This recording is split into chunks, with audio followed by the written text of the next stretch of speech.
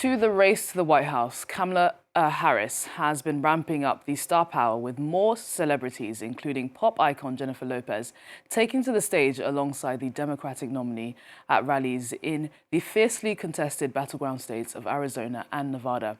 In Nevada, Harris slammed Donald Trump for saying he wanted to protect women in the U.S., whether they like it or not. The Democratic nominee seized on the comments, suggesting it reflected Trump's deep disrespect for women. While Trump was also rallying in Nevada on Thursday, there he confirmed that he had sued the television channel CBS for $10 billion for allegedly editing an interview given by Harris last month to its flagship news show, 60 Minutes. Let's take a listen to what Harris and Trump had to say. And let's be intentional about building coalitions. You know, these last many years, it's had a way of, trying to make people point their fingers at each other, trying to divide us, trying to make people feel alone. So let us all, in this moment, be intentional about building back up and reminding folks we have so much more in common than what separates us. So much more. I cancel shows that are no good. NBC is no good. They're no good. ABC is no good. CBS is no good. And in fact, in honor of you, I just sued CBS today because of 60 Minutes. France 24's Matthew Merry-Caruchet takes a closer look now at the tighter than ever presidential race. Showing off his signature fist-pumping moves, Donald Trump danced his way through a series of rallies in the American Southwest on Thursday. The region near the Mexican border places immigration reform as a top priority, and Trump promised to stem the tide of immigrants from the South and to deport those who come illegally. Once again, he painted Kamala Harris as soft on the issue. Through our open border, Kamala Harris is also actively aiding and abetting the worst human traffickers, child smugglers, drug dealers, and bloodthirsty criminal networks on the planet. There's nobody worse than what she's catering to. Cementing his linking of immigration and crime, Trump brought on stage the family of a young U.S. veteran who was recently killed in Mexico, allegedly by a Mexican cartel. Sí se puede, sí.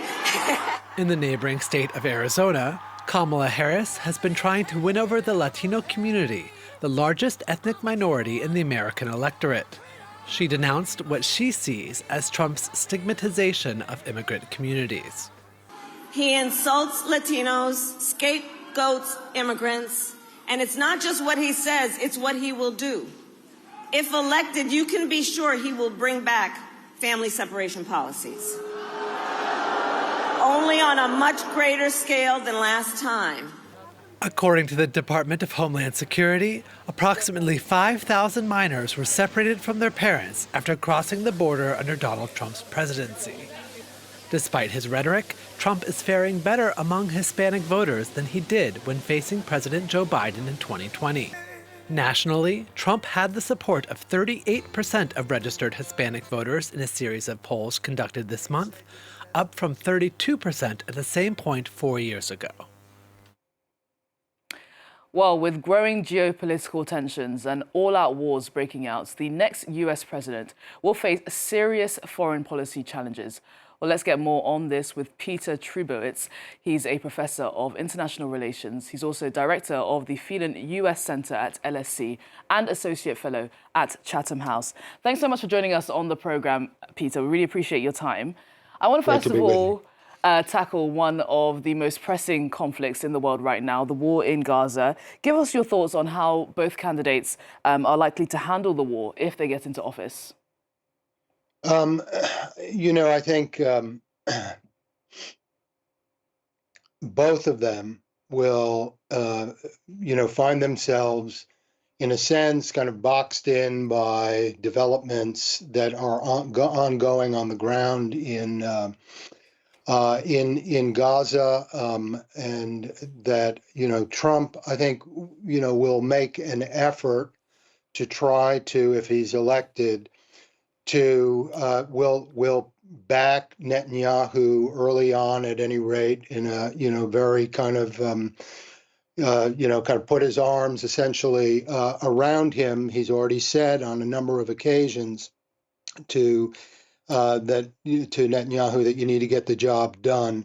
I think in the case of Harris, she will continue down the path essentially of what the Biden administration has tried to do, which is to get some kind of ceasefire and potentially long term, some kind of negotiated settlement, and talk about, down the road, some kind of two-state solution. But I think at the end of the day, most of this is they're both will be dealing with somebody, Netanyahu, who controls the local situation and will be, finding it, I think, difficult to move the needle there. You mentioned there how Harris, has been sort of bringing attention a little bit more than her candidate to the plight of Palestinians in Gaza. Are we likely to see her doing more when she gets in office in terms of helping the situation in Gaza than her predecessor has, Joe Biden? Yeah, I suspect that she would, continue. She would continue along those lines. But I don't think this would be for the Harris administration coming in.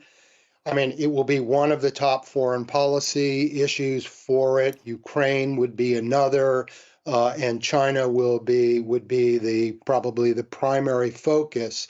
But I think that she would continue along the line that she's argued out on the campaign trail, that there needs to be some kind of a ceasefire and a resolution to the war in Gaza, at any rate, a ceasefire that can perhaps be built on, and that longer term, she would be focused on a two-state solution. Okay, let's focus on NATO right now. We saw in the first term, Donald Trump's first term, how he tried and failed to exit the alliance. We've had various conflicts going on, the war in Ukraine, as we've already mentioned. Are we likely to see, if Trump returns to the White House, a decrease in support for NATO? What's the future going to be like for the alliance? Give us your sense on that. Well, I think, that if Trump is returned to the White House, I think kind of all betting is kind of off about, in Europe, the concern about the credibility of America's commitments to NATO will only increase.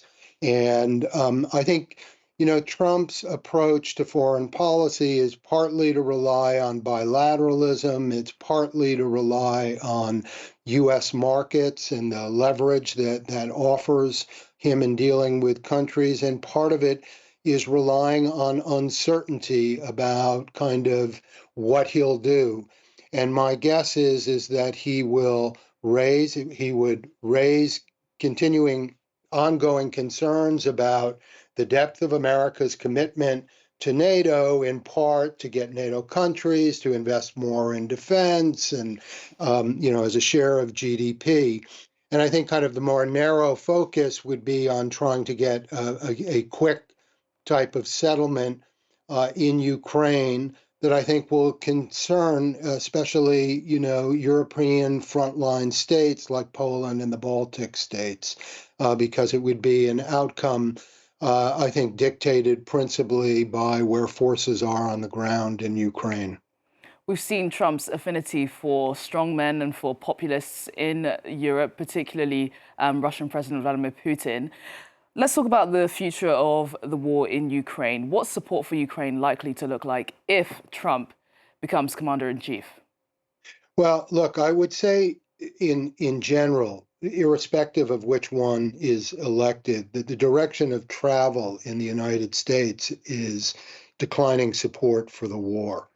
And Harris would have to deal with that as well. I think the difference here is that Harris would approach that challenge in a kind of more incremental way, working with the Ukrainians as well as the Europeans, whereas I think Trump would focus on doing this quickly to the extent possible, and and negotiating directly with Putin, and that Ukraine would find itself, Kiev would find itself with its preferences not, being as factored in. I mean, it's hard to say, in any kind of definitive way, but I do think people need to understand the direction of travel in the U.S. is that, support for Ukraine, I do not think is as strong today as it was, let's say, 2 years ago.